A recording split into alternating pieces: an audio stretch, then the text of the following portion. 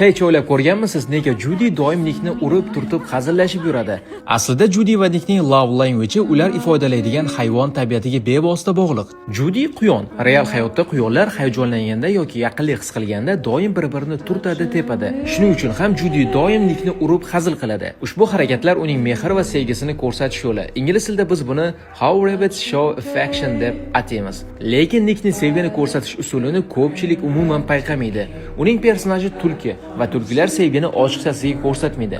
Ular sokin, yashirin, deyarli sezilmaydigan tarzda g'amxo'rlik qiladi. Nik doim Judiga sezdirmasdan qarab turishi, doim uni kuzatib va himoya qilish orqali buni payqasak bo'ladi. Bularning barchasi uning tulkilik tabiatidan. Ingliz tilida biz buni foxes love in silence deb ataymiz. Judi sevgini teginish orqali ko'rsatsa, Nik esa himoya qilish orqali. Va aynan mana shu qarama-qarshilik sabab ular bir-biriga mukammal mos keladi. Va ushbu filmda Judi va Nikning yoshlari ochiqlanmaydi. Siz esa izohda o'z taxminingizni yozib qoldiring. Agarda qiziq bo'lsa, keyingi video aynan mana shu haqda bo'ladi. Ingliz tilini biz bilan qiziqarli tarzda o'rganmoqchi bo'lsangiz, albatta izohlarda plus belgisini qoldiring.